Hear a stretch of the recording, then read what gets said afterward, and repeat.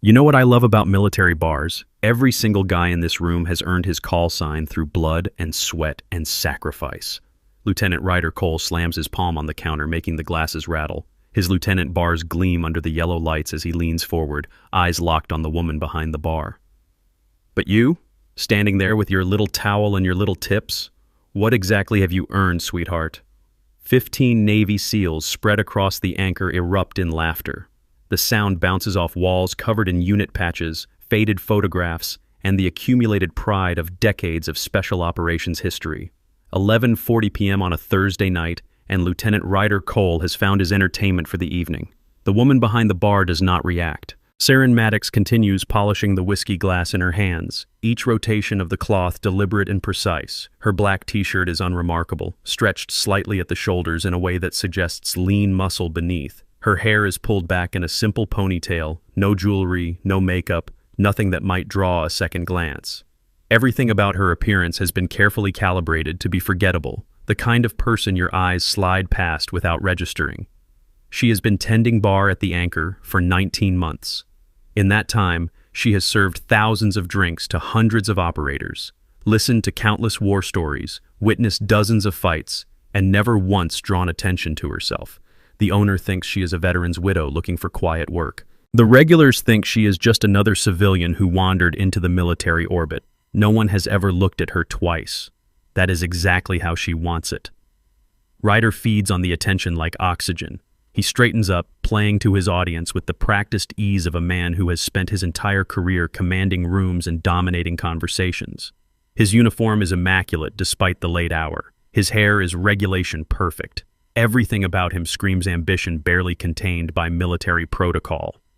Come on, I asked you a question. Everyone here has a call sign. Mine is Viper. He taps the snake tattoo curling up his forearm, the ink fresh enough to still look sharp. Earned it in Fallujah. Cleared 3 buildings in under 4 minutes. 15 confirmed. He pauses, letting the number land with practice timing, watching the younger operators nod with appreciation. So what do they call you behind that bar? Dishwater? Barfly? His companions lean in, grins spreading across their faces. Or maybe something cute. Ryder's smile turns sharp. Like Cupcake. The laughter doubles. A young SEAL named Hastings pounds the bar in appreciation. 2 operators at a corner table shake their heads but say nothing. In the military hierarchy, rank provides certain immunities, and Ryder Cole has weaponized his for years. Saren finally looks up. Her eyes meet Ryder's for exactly 2 seconds. There is nothing in them. No anger, no embarrassment, no fear, just a flat, empty assessment that gives away absolutely nothing. I do not use a call sign anymore. The answer is barely above a whisper, but something in the delivery makes several of the older operators pause mid-drink. The words carry a weight that has nothing to do with volume. Ryder misses it entirely. He is already reaching for his wallet, pulling out a crumpled 20 with theatrical flourish. He lets it flutter down onto the bar like a falling leaf. Keep the change, Cupcake. Consider it a tip for being such a good sport. He winks at his companions. Maybe if you smile more, you will earn yourself a real name someday, something the boys can remember. More laughter. Someone orders another round. The moment should dissolve into the usual haze of alcohol and ego that defines these late nights at the Anchor. But in the far corner booth, a man who has been nursing the same bourbon for 45 minutes sets down his glass without taking a sip.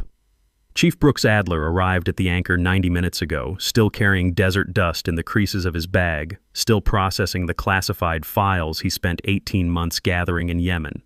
He has not slept in 37 hours. The flight from Sana'a took 19 hours with 2 layovers, and he came directly here from the airport because he was looking for a ghost, a name that officially no longer exists. A soldier declared killed in action during an operation the Department of Defense refuses to acknowledge. He found her pouring whiskey for men who have no idea they are 3 feet from a legend. Now he watches her hands. The way she grips each glass with her index finger extended along the rim, a habit drilled into operators who need to maintain weapon control even while holding other objects. The way she breathes in a precise 4-count rhythm despite being publicly humiliated, the same combat breathing technique taught in advanced resistance training.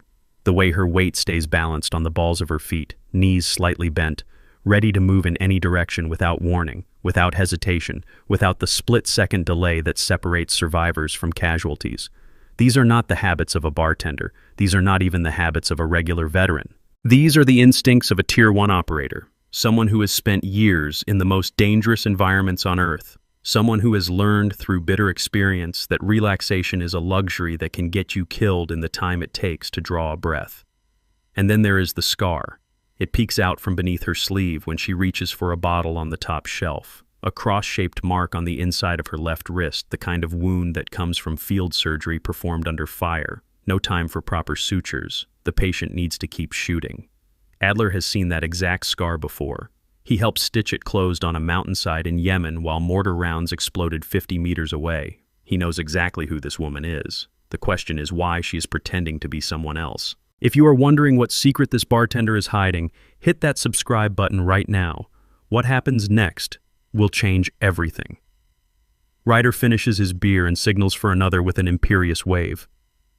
Hey, Cupcake, make it quick. Some of us have real missions to prepare for. Actual operator work.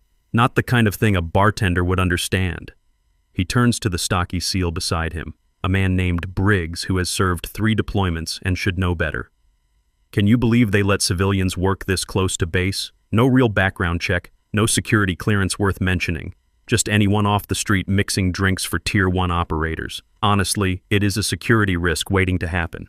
Briggs shifts uncomfortably on his stool. He has noticed something Ryder has not. The older SEALs at the back tables have gone quiet. Master Chief Donovan Webb, a living legend with 30 years in the teams, is staring at the bartender like he has seen a dead woman walk. Serene sets a fresh beer in front of Ryder without comment. Her movements remain efficient, stripped of wasted motion. She has been called worse things in worse places by far worse men. Words stopped having power over her the night she crawled through the wreckage of a bombed convoy, with her intestines held together by tactical tape and willpower. Not much of a talker, are you? Ryder studies her over the rim of his bottle. That is probably smart, actually. Women in the military should be seen, not heard. Less trouble that way. Fewer complaints. Fewer investigations. Fewer careers derailed by females who cannot handle a little friendly banter. Hastings laughs nervously. Come on, LT, that is getting into HR territory. Is it? Ryder's expression hardens. I got written up 3 years ago because some female officer could not take a joke. Alleged harassment, they called it. Almost destroyed everything I built. He leans closer to Serene, close enough that she can smell the beer on his breath.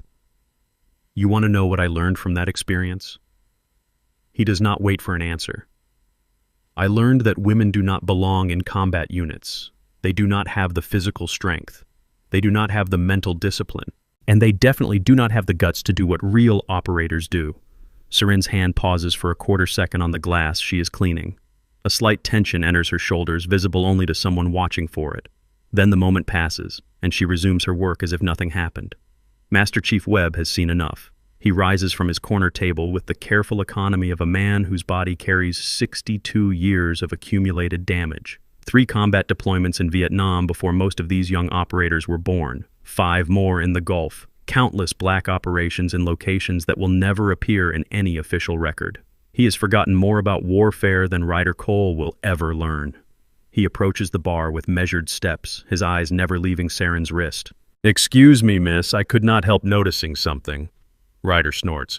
Come on, Master Chief, do not tell me you are hitting on the help. Webb ignores him completely. A Master Chief with his record does not need to acknowledge lieutenants who have not earned respect. His focus remains entirely on Serene. That scar on your wrist, cross-shaped, field surgery, if I am not mistaken. The kind of work you do when there is no medevac coming and the patient needs to stay in the fight. He pauses, letting the words settle. I have only seen scars like that on operators from one particular unit, a unit that does not officially exist. The temperature in the room drops. Serene meets his gaze.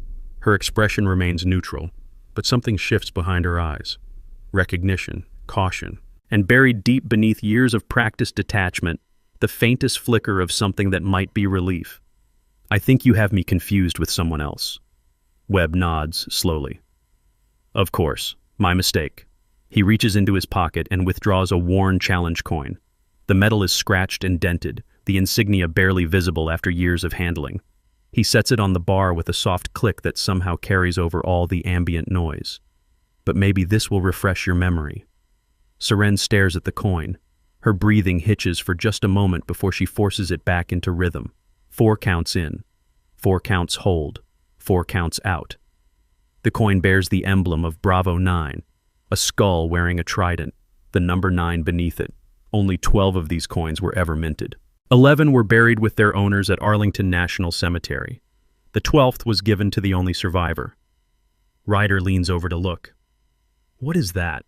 Some kind of collector's item? You can buy that junk at any surplus store. That, Webb says quietly, is the unit coin of the most decorated special operations team in naval history, Bravo 9. They were ambushed in Yemen 2 years ago during a classified extraction. The entire team was killed in action. His eyes remain on Seren. Officially, there were no survivors. The bar has gone completely silent. Chief Adler chooses this moment to rise from his booth. He has waited long enough. The files in his bag contain evidence that will end careers and possibly lives. But more importantly, they contain the truth about what happened on a mountain in Yemen. He crosses the room with the quiet confidence of a man who has spent his entire adult life walking into hostile territory. His boots make no sound on the wooden floor. His hands stay visible at his sides, a habit from years of approaching suspicious contacts who might shoot first and ask questions never. The younger SEALs part instinctively as he approaches, responding to something in his bearing that transcends rank or reputation. They do not know who he is, but they recognize what he is. A predator dressed in civilian clothes. Good evening, gentlemen. His voice carries the rasp of too many years breathing desert dust and burning oil fields. I hope I am not interrupting anything important, Ryder straightens up. Chief Adler, I did not know you were back stateside. Just arrived this afternoon, 18 months in Yemen, tracking down some very interesting intelligence. Adler's gaze slides past Ryder and settles on Seren. Hello, Sergeant. It has been a long time. The word sergeant lands like a grenade. Seren's mask slips for an instant. Something flashes across her face before the neutral expression returns, harder than before. I think you have the wrong person, Chief. Do I? Adler reaches into his jacket and withdraws a photograph. The edges are creased, the colors faded, but the image remains clear. He sets it on the bar next to Webb's coin. This was taken 3 days before the ambush. That is you on the left standing next to Lieutenant Commander Harrison, the man they called Ironside. The photograph shows 8 operators in full combat gear against a backdrop of harsh mountain terrain. And there, at the edge of the frame, is a woman with her hair pulled back in a familiar ponytail, the same woman standing behind the bar. Ryder's smirk falters. Wait, you are saying this bartender is actually... Was, Seren interrupts sharply. Whatever you think I was, I am not that person anymore. Adler shakes his head. You do not get to decide that, Sergeant. Not when I have spent 18 months trying to understand why your entire team was slaughtered. He pauses. Not when I finally found the answer. Every SEAL in the room has stopped breathing. The coordinates that led Bravo 9 into that ambush were altered, Adler continues. Changed from the original intelligence to a location that put them directly in a kill zone. His voice stays calm, methodical. I have documentation proving who made those changes. Ryder's face cycles through confusion, disbelief, and settles on defensive anger. What exactly are you implying, Chief? I am not implying anything, Lieutenant. I am stating facts. Adler does not blink. You were assigned to the intelligence section at JSOC. You had access to the communication channels. You had clearance to modify targeting data. He pauses. And 3 days before Bravo 9 walked into that ambush, you received a wire transfer of $200,000 from a shell company linked to mercenary operations in the region. The accusation hits like a physical blow. Ryder staggers back, his face draining of color. That is insane. I was nowhere near that operation. The money trail says otherwise. Webb's posture has shifted. He no longer looks like a tired veteran. He looks like what he is. A warrior who has spent 50 years perfecting the art of controlled violence. This sounds like treason, son. The kind that gets American soldiers killed. Briggs and Hastings have backed away from their lieutenant. The easy camaraderie has evaporated completely. Ryder's eyes dart around the room, searching for allies. You are all out of your minds. This bartender shows up with some scars and suddenly I am the bad guy? His voice rises. She is probably a plant, a foreign agent. Someone is trying to frame me, and this woman is obviously part of it. Drop your prediction in the comments right now. Do you think Ryder is guilty? The evidence is about to get much worse. Seren has remained motionless throughout the exchange. Her hands rest flat on the bar. Her breathing stays measured, but something has changed in her eyes.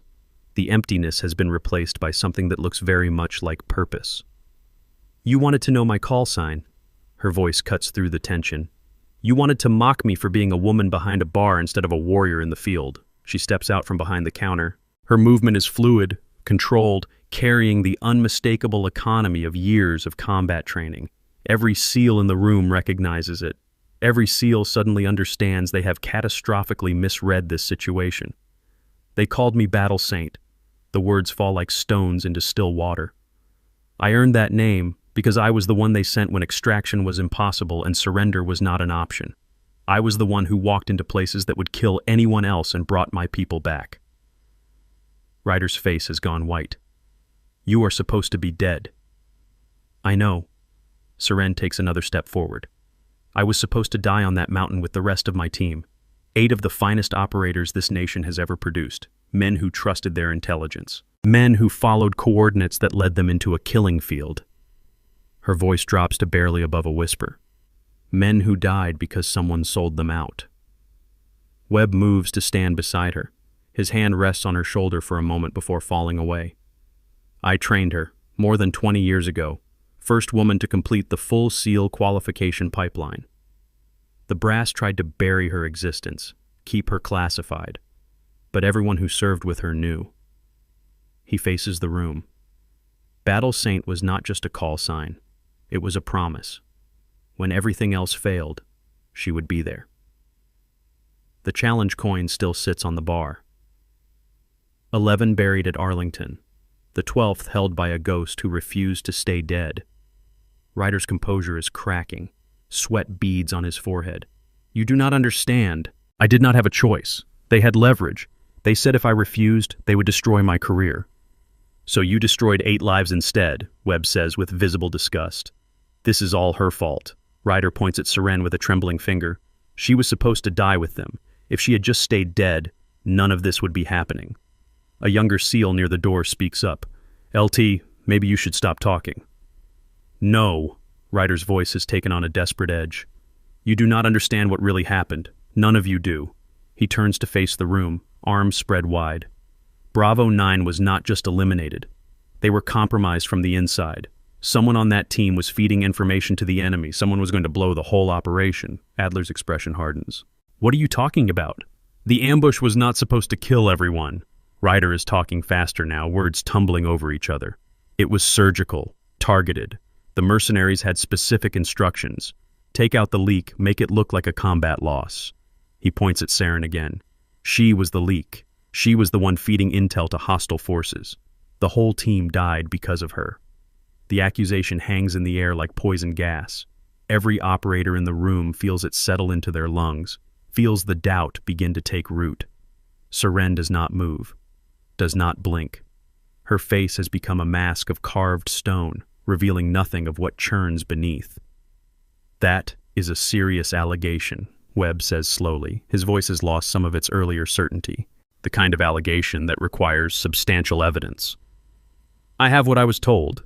Ryder's confidence is returning, feeding on the doubt he has planted like fire, feeding on dry kindling. The people who contacted me, the ones who paid me to alter those coordinates, they were not random criminals. They were intelligence professionals, people with access to classified systems, surveillance networks, communication intercepts. He pauses, letting the weight of those words settle. They showed me transcripts. Actual transcripts of communications between someone using her call sign and known hostile operatives. Messages arranging dead drops. Coordinates for weapons caches. Warning about upcoming operations. His voice drops to something almost like sympathy. She was selling out her own team for months before the ambush. Every mission they ran, the enemy knew they were coming. Every target they hit, someone had already moved the high-value assets. Bravo 9 was compromised from within, and she was the source. Murmurs ripple through the bar like wind through tall grass. Operators exchange glances heavy with meaning. The woman they were just beginning to see as a legend might actually be a traitor. The survivor they were ready to honor might be the reason their brothers never came home.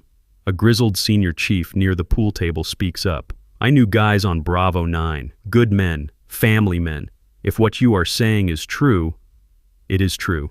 Ryder's voice carries the conviction of absolute certainty. Every word of it. Why do you think the operation was classified so heavily?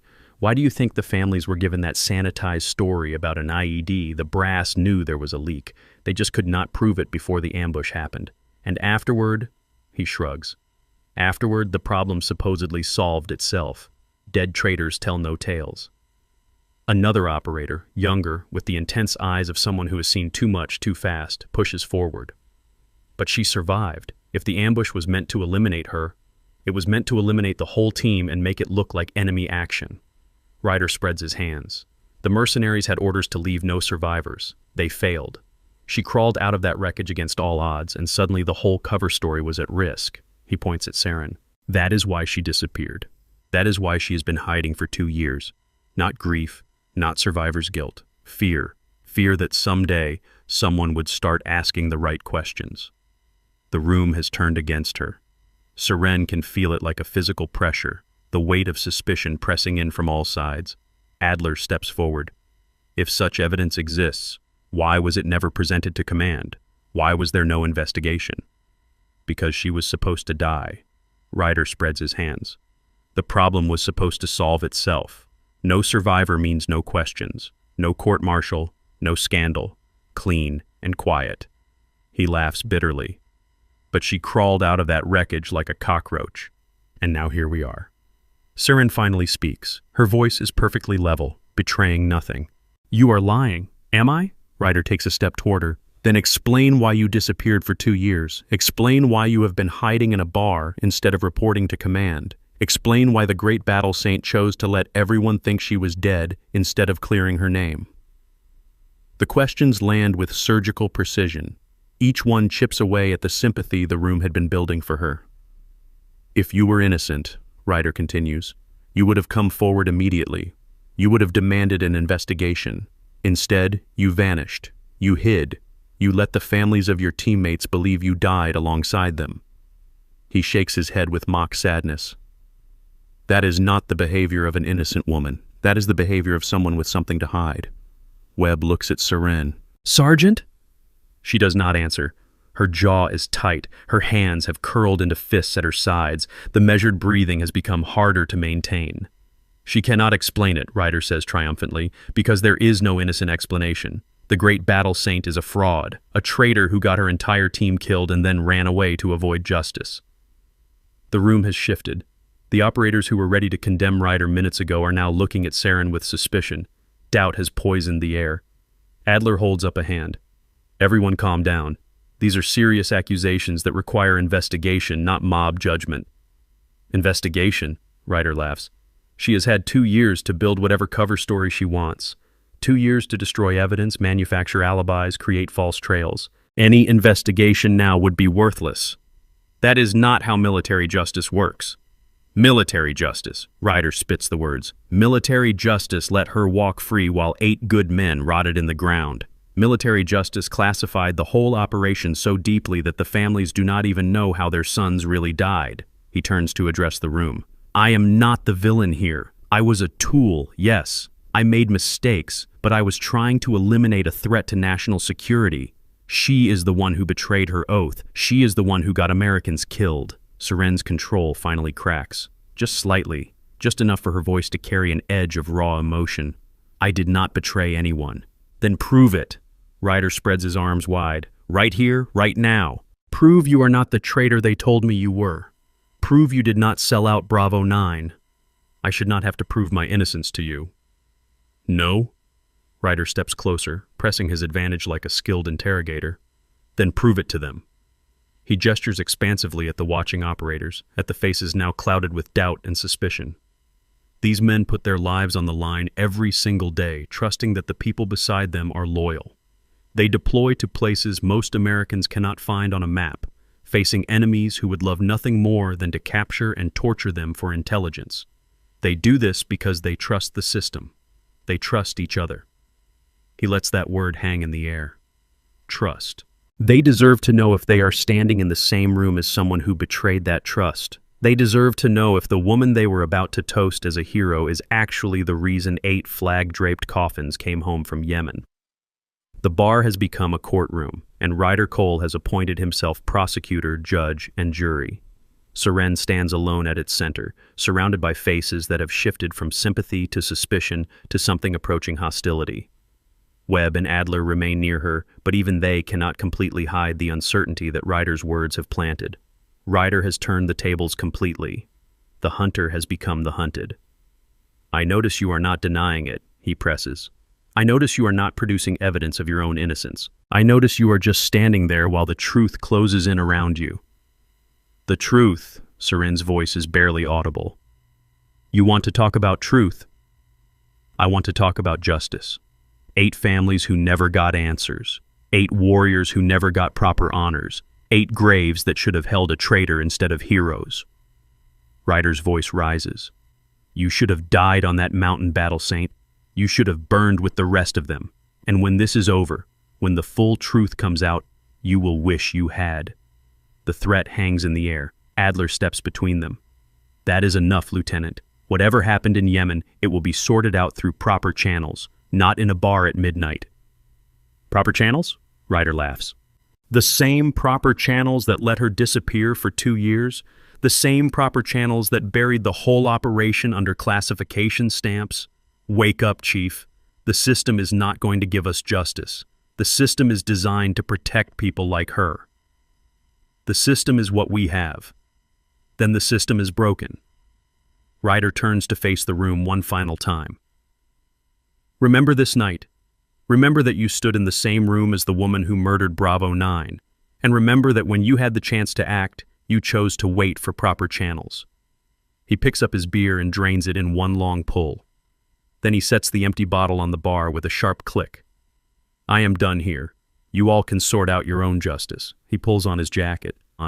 "But when the truth finally comes out, and it will, do not say I did not warn you." He walks toward the door. The crowd parts for him, operators stepping aside not out of respect but out of uncertainty. No one quite willing to stop him. No one quite sure what to believe anymore. No one confident enough in their own judgment to take action that might later prove catastrophically wrong. Ryder moves through them like a shark through still water, his earlier nervous energy replaced by something calmer, more controlled. He has planted his poison, and now he can afford to wait for it to take effect. At the threshold, he pauses, turns back, looks at Seren one final time with an expression that might be triumph or might be something else entirely. 2 years you hid. 2 years you let the world think you were dead. 2 years you could have cleared your name if you were really innocent. He shakes his head slowly, almost sadly, as if genuinely disappointed in her choices. Guilty people hide, Battle Saint. Innocent people fight. And you have been hiding since the day your team died. Ask yourself what that says about you. The door swings shut behind him. Silence fills the void he leaves behind. Seren stands alone in the center of the room, surrounded by doubt and suspicion, and questions she cannot answer without revealing things that must stay hidden. The challenge coin still sits on the bar, a symbol of everything she has lost. Webb breaks the silence first. "Sergeant, if there is anything you can tell us..." "There is nothing I can tell you." Her voice is hollow. "Not yet. Not here. That is not going to satisfy anyone. I know." Adler moves closer. "The files I brought from Yemen. They contain evidence that could clear this up. But I need time to organize them, to present them properly. Can you give me until morning?" Seren looks at him. Something passes between them, an understanding built on shared experience and mutual trust. "Morning," she agrees. "But Adler..." She pauses. "Whatever you think you know, the truth is worse, much worse. And some of it cannot come out. Not ever." "Why not?" She does not answer. Instead, she retrieves her challenge coin from the bar, holds it for a moment, then slips it into her pocket. "Because some secrets protect more than they destroy. And some truths, once spoken, cannot be taken back. She walks toward the back of the bar, toward the employee exit that leads to the alley behind the building. Every eye in the room follows her. At the door, she stops, does not turn around. Bravo 9 did not die because of me. They died because they discovered something. Something that powerful people needed to stay buried. Her voice carries clearly across the silent room. I have spent 2 years protecting that secret, waiting for the right moment, letting the people who killed my team believe they had won. She pushes open the door. Morning, Chief. Bring your files, bring your evidence, and bring enough backup to handle what comes next. The door closes behind her. The operators look at each other, uncertainty written across every face. The woman they mocked as a bartender turned out to be a legend. The legend turned out to be accused of treason, and the accused traitor claims to be protecting something worth dying for. No one knows what to believe anymore. The comfortable certainties of 15 minutes ago have shattered into 1,000 pieces. Good guys and bad guys. Heroes and villains. The simple narratives that make sense of a complicated world. All of it lies in ruins on the floor of this bar, trampled by accusations and counter-accusations that no one present is equipped to evaluate. Webb picks up his challenge coin and stares at it for a long moment. The metal is warm from sitting on the bar, the edges worn smooth by years of handling. This coin has been with him through 3 wars, countless operations, and more funerals than he cares to count. It represents everything he believes about service, sacrifice, and the unbreakable bonds between warriors. I have known that woman for 23 years. His voice is quiet, but carries to every corner of the room. Trained her when she was just a kid with too much determination and not enough sense. Deployed with her to places that do not exist on any map. Watched her do things that should have been physically impossible, things that saved lives and changed the course of operations. And, someone asks, what does that prove? And she has never lied to me. Not once. Not ever. Not even when the truth would have made her life easier. He pockets the coin. Whatever she is hiding, it is not guilt. It is something else. Something bigger than any of us are seeing right now. Adler is already pulling files from his bag, spreading documents across a nearby table. Then we have until morning to figure out what. Because if Ryder is telling even part of the truth, she is walking into a trap. And if she is telling the truth, he pauses. Then someone very powerful is about to learn that Battlesane is still alive. Outside in the alley behind the anchor, Seren Maddox leans against a cold brick wall and allows herself 30 seconds of vulnerability. Her hands shake. Her breath comes in ragged gasps that have nothing to do with physical exertion. The carefully maintained control that has kept her alive for 2 years threatens to shatter completely. She presses her palms flat against the rough brick, feeling the texture bite into her skin, using the pain to anchor herself to the present moment. 4 counts in, 4 counts hold, 4 counts out. The rhythm is automatic now, a reflex drilled so deep that it operates without conscious thought. Ryder knows too much. Someone told him about the intercepts. Someone gave him just enough truth to make his lies believable, just enough classified information to construct a narrative that sounds plausible to people who do not know the full story, which means someone in the network is watching. Someone knows she survived. Someone has been waiting for exactly this moment to spring their trap. 2 years of careful hiding. 2 years of letting the world believe she was dead. 2 years of watching and waiting and planning for the moment when she could finally strike back at the people who murdered her team. And now, in a single night, all of it hangs by a thread. The trap is closing. She can feel it like a noose tightening around her neck, each passing minute drawing the knot tighter, and she has just walked directly into its jaws. Her phone buzzes. A message from an unknown number, the caller ID blocked, the origin untraceable. We know who you are. We know what you are protecting. Come to Pier 12 at 0600. Come alone, or the truth about Bravo 9 dies with everyone you have ever loved. She reads the message twice, burning every word into her memory. Then she deletes it, clears her phone's cache, and removes the battery for good measure. Standard operational security, automatic, instinctive. The game has changed. The hunters have made their move. Morning cannot come fast enough, and when it does, Battle Saint will finally stop hiding. She will stop running. She will stop pretending to be something she is not. The truth about Bravo 9 will come out, and everyone involved in their deaths will learn exactly why they should have made sure she died on that mountain. 05:45 a.m. The anchor sits empty, except for three figures hunched over a table covered in documents, photographs, and a single USB drive that holds the power to destroy careers and end lives. Saren Maddox has not slept. The shadows under her eyes tell that story clearly enough, but her hands are steady as she sorts through the files Adler spread across the table hours ago, and her voice carries the calm focus of someone who has moved beyond exhaustion into something harder. The wire transfers are solid, Adler says, tapping a highlighted section of bank records. 6 payments over 18 months, all routed through the same shell company in Cyprus. Total amount just over $400,000. Webb leans back in his chair, arms crossed. That is enough to bury him on corruption charges alone, but it does not prove he changed the coordinates. This does. Adler slides a printed email across the table. Communication logs from the JSOC secure server. Someone accessed the mission planning database from Ryder's terminal at 0322 on the night before the ambush. The original coordinates were modified to a location 6 kilometers east of the extraction point. Directly into the kill zone, Saren says quietly. Exactly. Adler pulls up another document. And here is the part that ties it all together. The mercenary group that conducted the ambush, they called themselves Black Ridge Solutions. Private military contractors with connections to arms dealers across 3 continents. Their communications were intercepted by NSA assets 2 months after the ambush. He pauses, letting the weight of what comes next settle over the table. They specifically reference a contact inside JSOC who provided targeting data. They use a code name, Serpent. Adler looks at Saren. Ryder's call sign is Viper. In Latin, Viper translates to serpent. The connection lands with the force of a hammer blow. Webb exhales slowly. That is circumstantial.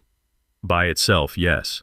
But combined with the financial records, the server logs, and this, Adler reaches into his bag and withdraws a small digital recorder. Testimony from a captured Blackridge operative who agreed to cooperate in exchange for reduced charges. He identifies Ryder by name, describes 3 separate meetings, provides dates, locations, and details of the payments. Saren picks up the recorder, turning it over in her hands. Why did this take 18 months to surface? Because the operative was being held at a black site that officially does not exist. Getting access required calling in favors I had been saving for 20 years. Adler meets her eyes.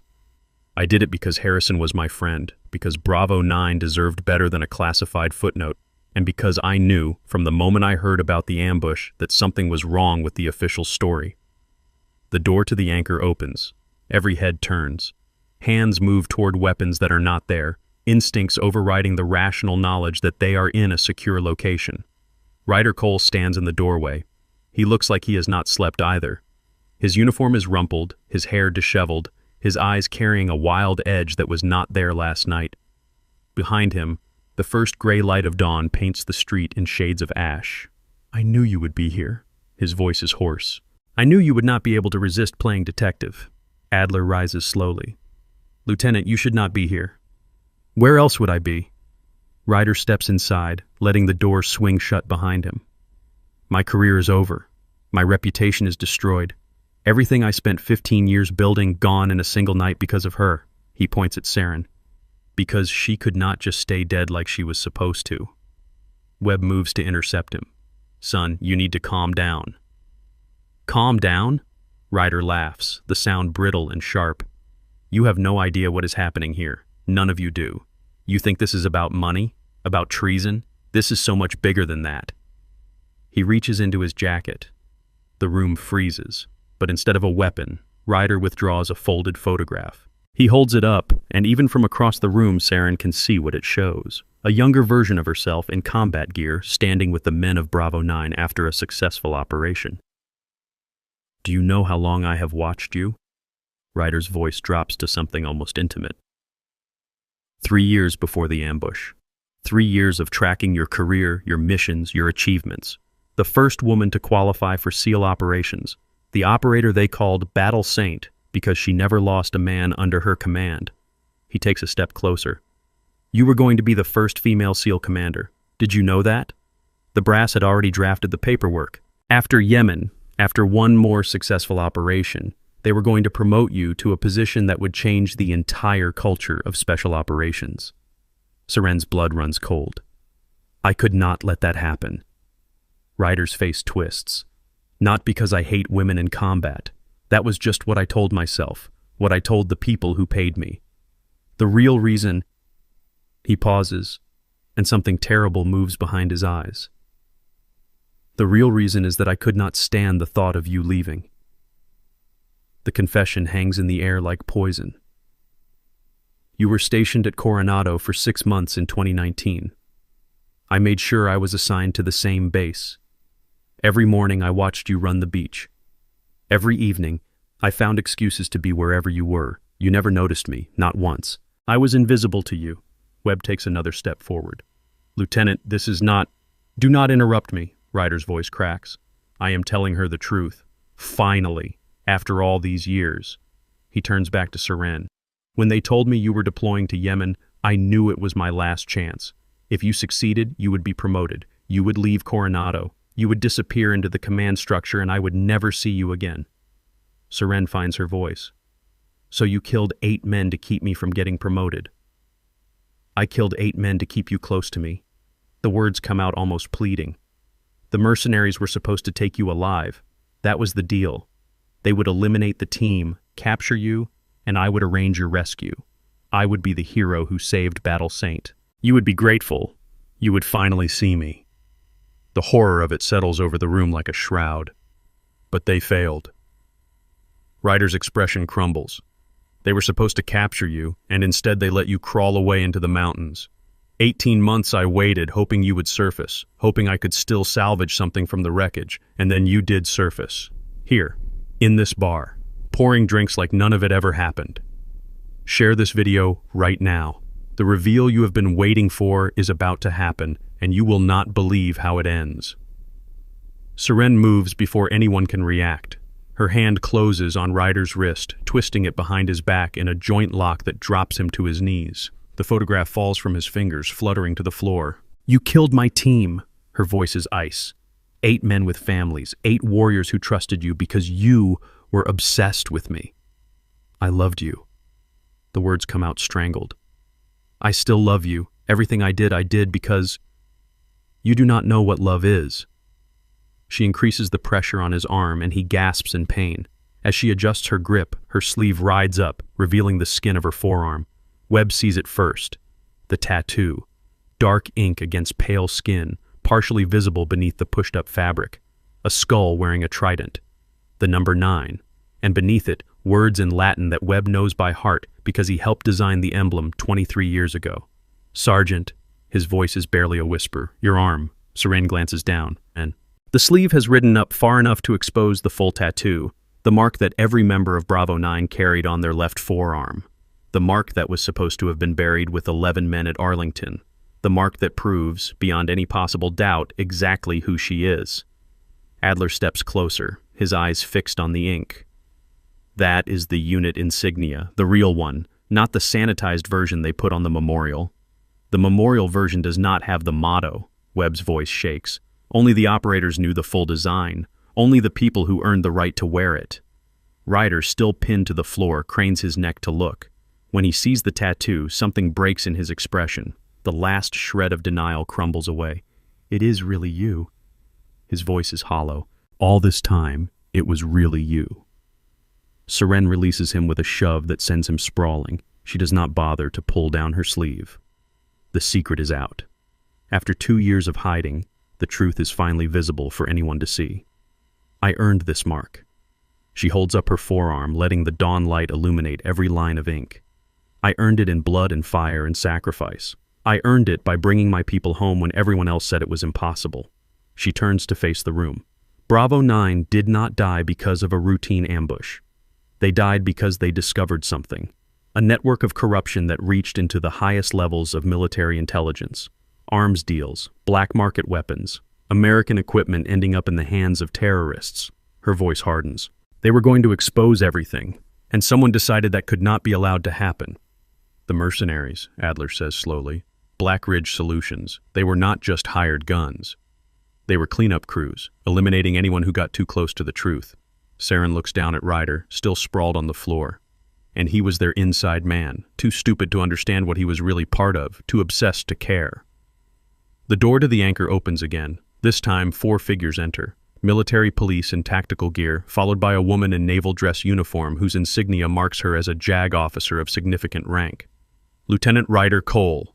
The JAG officer's voice carries the weight of absolute authority. You are under arrest for espionage, conspiracy to commit murder, and treason against the United States. You will be taken into custody and held pending court-martial. 2 MPs move forward to secure Ryder.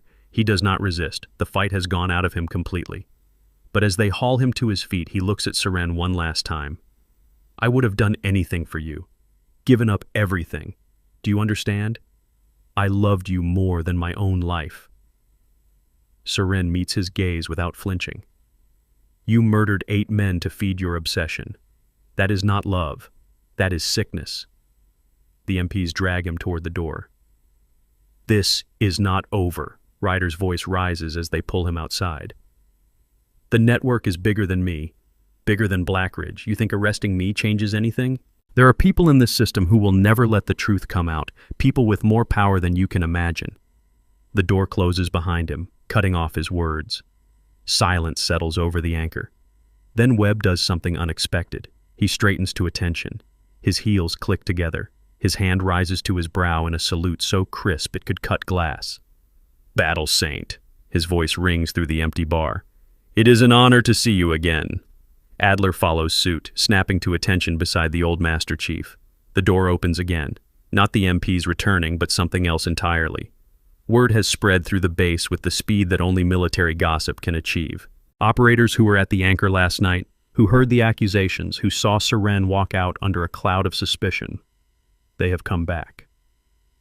Briggs is first through the door. The stocky SEAL who laughed at Ryder's jokes 12 hours ago now stands at attention, his face tight with shame and something that looks like reverence. Hastings follows, then others. One by one they file into the bar and form a line. 8 operators, then 12, then 15. Each one comes to attention, each one salutes. Stand for the Saint. Webb's voice carries the command weight of 3 decades in special operations. All present, stand for the Saint. The response is immediate and unanimous. Every operator in the room locks into perfect military bearing. Some have tears in their eyes. Others wear expressions of fierce pride. All of them understand what they are witnessing. A legend returned from the dead. A warrior vindicated after years of hiding. A sister in arms, finally receiving the honor she was always owed. The JAG officer watches for a moment, then nods slowly. She does not salute, military protocol preventing that particular gesture, but something in her posture acknowledges what is happening. She has seen many things in her career. She has never seen anything quite like this. At ease, Serene's voice catches slightly. All of you, I am not your commanding officer. No. Webb holds the salute for another moment before lowering his hand. But you are a legend, and legends deserve respect. Briggs steps forward, breaking formation. Sergeant Maddox, I owe you an apology. Last night I laughed when that... He cannot bring himself to say Ryder's name. When he mocked you, I should have known better. I should have seen what you really were. You could not have known? I should have. His voice is rough. I have been in the teams for 9 years. I have heard the stories about Battle Saint since I was a tadpole. And when you were standing right in front of me, I missed it completely because I was too busy laughing at a lieutenant's cruel jokes. Seren places a hand on his shoulder. You are here now. That is what matters. One by one, the other operators step forward. Some offer apologies. Others simply shake her hand or nod with silent respect. The atmosphere in the bar has transformed completely from the hostile suspicion of last night to something approaching reverence. The morning sun has fully risen now, streaming through the windows of the anchor, illuminating the scattered documents and the 2 challenge coins still sitting on the bar where they were placed last night. Seren walks over and picks up her coin. The metal is cold against her palm, the edges worn smooth by years of handling. She has carried this coin through 2 years of hiding, 2 years of waiting, 2 years of planning for a moment that has finally arrived. Bravo 9 did not die for nothing. She turns the coin over, watching light play across the emblem. They died protecting a secret that powerful people wanted buried. And now that secret is going to come out. Adler steps forward. The files I brought from Yemen, they document the corruption network that Bravo 9 discovered. Names, dates, financial records. enough to launch investigations that will reach the highest levels of military command. How high? The JAG officer asks. Flag rank, at minimum, possibly higher. Adler's expression is grim. This is not just about one lieutenant with an obsession. This is about a system that allowed corruption to flourish because exposing it would embarrass too many powerful people. The JAG officer nods slowly. I will need everything you have, every document, every recording, every piece of evidence. And I will need your testimony, Sergeant Maddox, on the record. Seren considers for a moment. 2 years of hiding. 2 years of letting the world believe she was dead. The anonymity that has protected her is about to disappear forever. On one condition, she meets the JAG officer's eyes. The families of Bravo 9 learn the truth. Not the classified version, not the sanitized press release. The actual truth about how their sons and husbands and fathers died, and why. That may not be possible. The classification levels make it possible, Seren's voice hardens. Those families have spent 2 years believing their loved ones died in a routine operation gone wrong. They deserve to know that Bravo 9 died as heroes, protecting secrets that corrupt men wanted buried. They deserve to know that justice was finally served. The JAG officer holds her gaze for a long moment. Then she nods. I will do what I can. No promises, but I will fight for it. That is all I ask. Webb clears his throat. What happens now? To you, I mean. 2 years of being officially dead creates some complicated paperwork. Seren almost smiles. I imagine there will be hearings, investigations, probably a lot of uncomfortable questions about why I chose to disappear instead of reporting what I knew. You had your reasons. I did. She looks around the bar at the place that has been her refuge for 19 months. I needed time to gather evidence. I needed the people responsible to believe they had won, and I needed to protect the one thing Bravo 9 died for. Which was? Seren reaches into her pocket and withdraws a small USB drive, different from the one Adler brought, older, scratched, carried through 2 years of hiding. Harrison gave this to me the night before the ambush. He knew something was wrong. He did not know who to trust, so he trusted me. She holds up the drive. This contains everything Bravo 9 discovered, the full scope of the corruption network, every name, every transaction, every connection. Adler stares at the drive. You have had this the entire time? I have been waiting for the right moment to use it, waiting for someone I could trust to help me bring it to light. She hands the drive to the JAG officer. Cole was just one piece of a much larger puzzle. The real work starts now. The JAG officer accepts the drive with something approaching reverence. This will be handled with the highest security protocols. I give you my word. I know. Seren looks out the window, at the sun now fully risen over the naval base. That is why I am trusting you with it. The next several hours pass in a blur of activity. NCIS teams arrive to secure the evidence. Investigators interview everyone present.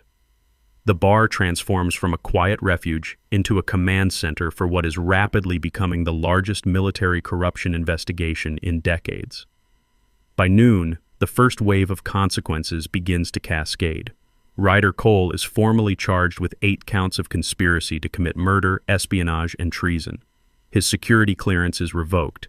His service record is flagged. The decorated lieutenant who strutted into the Anchor last night now sits in a military detention cell, awaiting a court-martial that will almost certainly end with a life sentence at Leavenworth. The 3 officers who attempted to flee after Ryder's initial confrontation are brought in for questioning. Within hours, 2 of them break. They provide names, dates, locations. The web of corruption begins to unravel faster than anyone anticipated. By mid-afternoon, arrest warrants have been issued for 11 additional personnel across 3 military installations. A 2-star general is placed on administrative leave pending investigation. A civilian contractor with ties to the Pentagon is detained at Dulles International Airport trying to board a flight to Dubai. The cascade continues. Bank accounts are frozen. Communication records are subpoenaed. A raid on a storage facility in Virginia yields boxes of documents that will take months to fully analyze. Each thread pulled reveals 3 more waiting to be examined. Seren answers questions until her voice goes hoarse. She provides context for documents, identifies names and photographs, explains connections that only someone with her level of access could understand. By late afternoon, The scope of what Bravo 9 discovered has begun to take shape in terrifying clarity.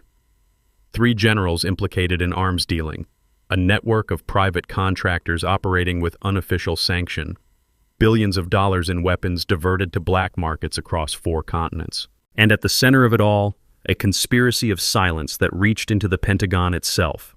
As evening approaches, Commander Reeves pulls Saren aside. I just received word from Washington. The Secretary of Defense has ordered a full investigation. Multiple agencies are coordinating. This is going to be the biggest military scandal since Iran-Contra. Good. Good for the country, maybe, but complicated for you. Reeves studies her with professional assessment. You are going to be at the center of this storm.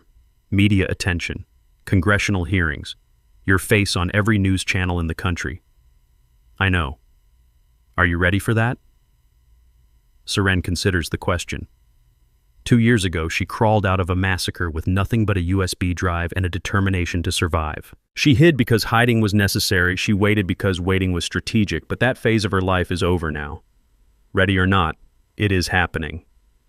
She looks out at the base, at the flags flying in the evening breeze, at the young sailors walking past who have no idea what has transpired in this bar over the past 24 hours. Bravo 9 gave their lives for this. The least I can do is see it through. The Secretary has also authorized something else. Reeves pauses, as if weighing whether to continue. Your official status is being reviewed. The KIA designation will be rescinded. Your service record will be restored, with full recognition of your achievements before and after Yemen. Saren feels something loosen in her chest, a knot she did not realize she had been carrying. There is also discussion of a commendation for your actions in preserving the evidence and bringing the conspiracy to light. Reeves holds up a hand before Saren can respond. I know that is not why you did it, but the brass wants to make a statement. They want everyone to know that this kind of corruption will not be tolerated and that those who expose it will be honored. I do not need medals. Maybe not. But the families of Bravo 9 need to see you honored. They need to know that someone cared enough to risk everything for justice. Reeves meets her eyes. You did not just expose a conspiracy, Sergeant. You gave 8 families a reason to believe that their loved ones' deaths were not meaningless. Saren nods slowly. For what it is worth, you have my respect and my support. Whatever you need going forward, you only have to ask. There is one thing. Name it. The men who served with me, their families. I want to be the one who tells them the truth, not some official spokesperson reading from a script. Me, looking them in the eye, explaining what their loved ones really died for. Reeves is quiet for a long moment. That can be arranged. It will take time to coordinate, but yes, I think they deserve that, and I think you are the right person to deliver it. Thank you. As darkness falls over Norfolk, Saren finds herself alone on the pier behind the anchor. The water laps gently against the concrete. Ships' lights twinkle in the harbor. The world feels almost peaceful, a sharp contrast to the chaos of the past 24 hours. Webb finds her there, approaching with 2 bottles of beer and a familiar clink of metal in his pocket. Figured you could use this. He hands her a bottle and settles against the railing beside her. Thanks. She takes a long drink. It has been a day. It has been a day, he agrees. Hell of a way to come back from the dead.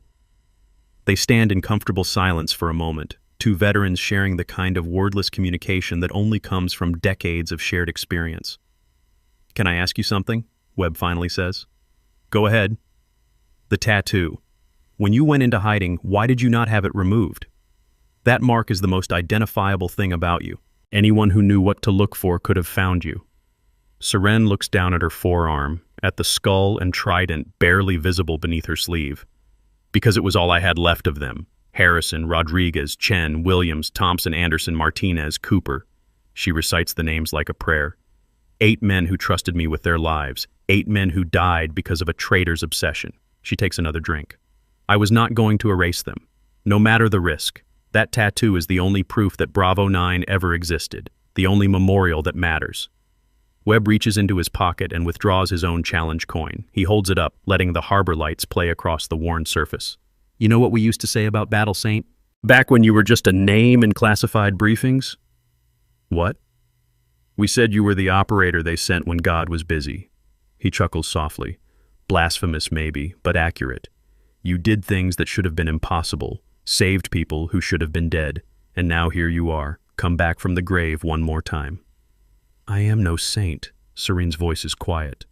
I am just someone who refused to let the wrong people win. That is what makes you a saint. Webb pockets his coin and pushes away from the railing. Get some rest, Sergeant.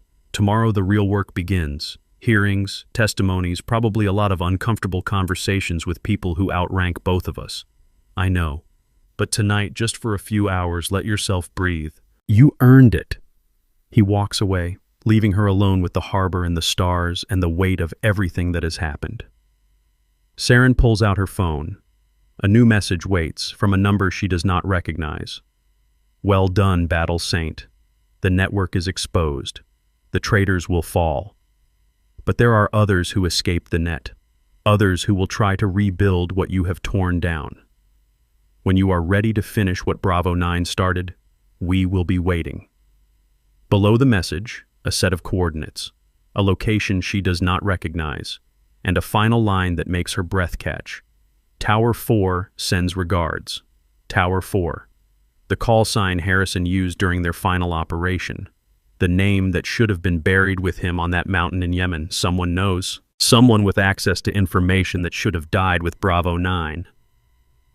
Seren stares at the message for a long moment. Then she saves the coordinates, deletes the text, and slides the phone back into her pocket. The conspiracy is wounded but not dead. Ryder was just one piece of a much larger machine, and somewhere out there the rest of that machine is still turning, but not forever. She looks up at the stars, at the same constellations that have guided sailors and soldiers for thousands of years. Justice is not loud, she whispers to the darkness. It is patient. And tonight, after 2 years of waiting, justice has finally begun to move. Behind her, the lights of the naval base burn on. Ships prepare for deployment. Young sailors dream of glory without understanding its cost. The machinery of military power continues its endless rotation, indifferent to the corruption that has festered in its shadows. But not for much longer. The USB drive Seren carried for 2 years is now in the hands of investigators who will spend months unraveling its contents. The names Harrison died to protect will be exposed. The network that murdered Bravo 9 will be dismantled piece by piece until nothing remains but the memory of their crimes. And somewhere out there, whoever sent that message is waiting. Tower 4, a ghost from her past, or a new player in a game she does not yet understand. Either way, another chapter waits to be written. Saren pulls out her challenge coin one last time. The skull and trident gleam in the harbor lights. 11 men buried at Arlington. One woman standing on a pier in Norfolk, finally free to honor their memory in the open.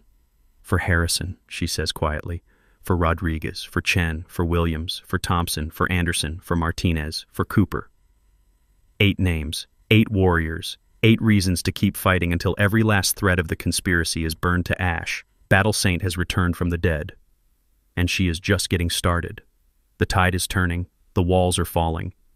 And those who thought they could murder American soldiers without consequence are about to learn the true meaning of the name they tried so hard to bury. Battle Saint never died. She was waiting for the truth to rise. Every soldier carries a story that few ever hear. Listen with your heart. Thank you for staying and watching.